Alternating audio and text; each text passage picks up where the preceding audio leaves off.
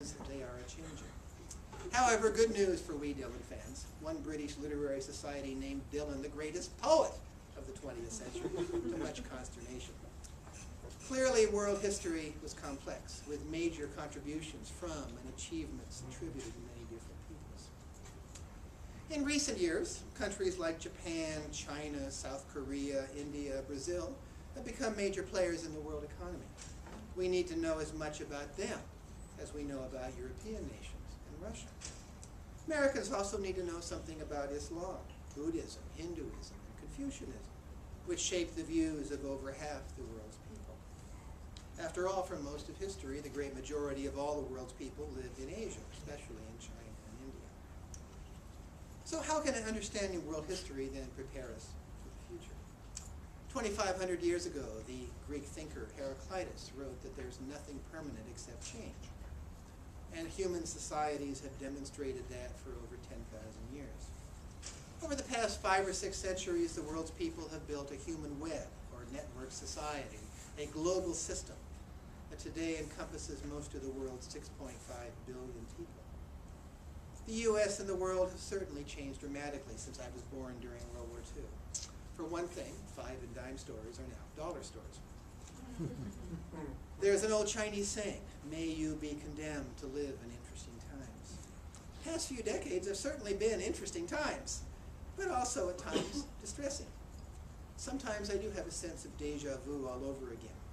History may not exactly repeat itself, but as Mark Twain noted, it can rhyme. When I started college teaching in 1969, the U.S. was bogged down in an unpopular and probably unwinnable war. Our economy was faltering, and American society was deeply divided. It looked a lot like today, but with more student protests, and dare I introduce some generational chauvinism, much better rock and roll. The contemporary world has become a global unity within a larger diversity. We're still Americans or Malaysians or Danes or Ecuadorians or whatever, but we're also citizens of a global village. Globalization has fostered or intensified networks of exchange and communication, international trade pacts and electronic fund transfers, jet speed travel and fax machines, the internet and YouTube. When my wife and I talk to our son in Beijing, we do it over our computers.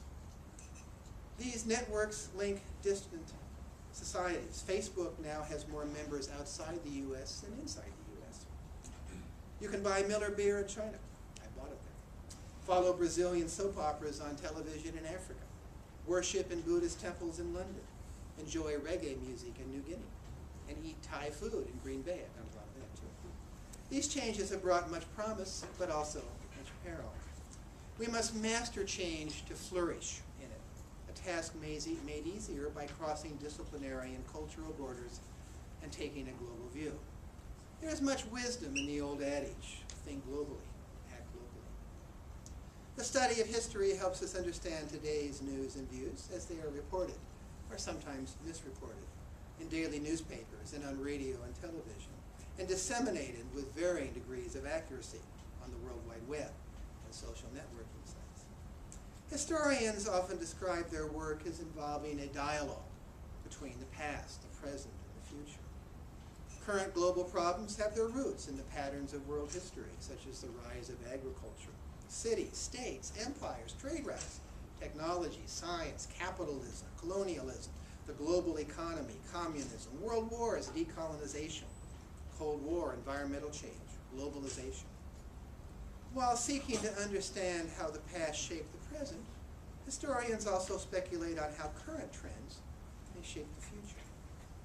Humanity created the present world for the materials of the past and is now laying the foundation for the future, raising the concerns of what kind of future.